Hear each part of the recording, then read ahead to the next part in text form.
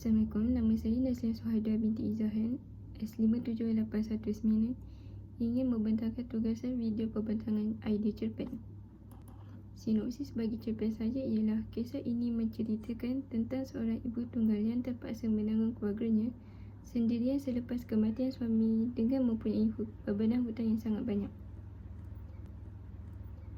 Tajuk bagi cerpen saya ialah Maaf Saya Silap. Temanya ialah kejujuran. Persoalan bagi cerpen saya ialah kejujuran dalam melaksanakan amanah dalam kerja. Watak dan perwatakan ialah Sarah, Ahlong, Iman, pegawai audit syarikat KNP Sdn Bhd dan pihak polis.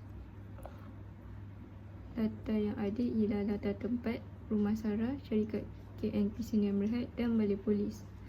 Latar masa tengah hari, malam, hujung minggu.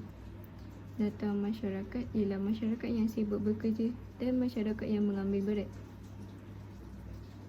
Plot cerita ialah berawal, Sarah berasal daripada keluarga yang sederhana. Dia merupakan seorang ibu tunggal dan mempunyai 3 orang anak yang masih bersekolah. Dia hidup di bandar iaitu Kuala Lumpur dan merupakan seorang pegawai akaunten di syarikat KNP Sdn Bhd dan telah bekerja selama 7 tahun.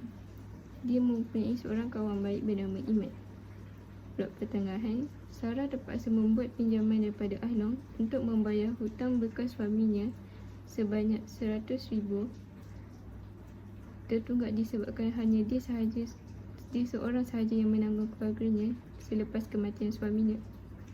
Plot climax, dia terpaksa mencuri duit dalam syarikat. Dia bekerja untuk membayar bunga kepada Ahlong disebabkan terlewat bayar. Ahlong menjadi ancaman kepada keluarga kecilnya kerana sering diikuti ke mana-mana mereka pergi. Ini menyebabkan Sarah menjadi stres dan murung dalam menghadapi kesusahan ini. Plot akhir, Sarah ditangkap bersalah oleh pegawai audit syarikat. Pegawai audit syarikat melaporkan kepada pihak polis dan Sarah dipenjarakan. Sarah mengaku kesilapannya dan tidak akan melakukannya lagi. Teknik penceritaan ialah secara dialog, imbas kembali dan monolog dalaman. Papan cerita. Permulaan cerita ada watak Sarah dan Iman. Latar mempunyai latar masyarakat yang sibuk bekerja dan latar tempat iaitu syarikat KNP Sdn Bhd. Teknik cerita secara dialog. Cerita pada permulaan cerita ialah Sarah merupakan seorang ibu tunggal yang terpaksa menyara 3 orang anaknya sendirian.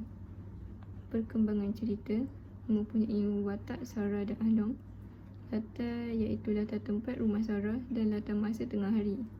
Teknik cerita secara dialog. Cerita bagi perkembangan cerita ialah Sarah terpaksa membuat pinjaman Ahlong untuk membayar hutang arwah suaminya. Klimaks cerita. Watak yang ada di klimaks ialah Sarah, Ahlong dan Iman. Latar iaitu latar tempat rumah Sarah. Latar masyarakat ialah masyarakat yang mengambil berat. Teknik cerita secara dialog dan monolog dalaman.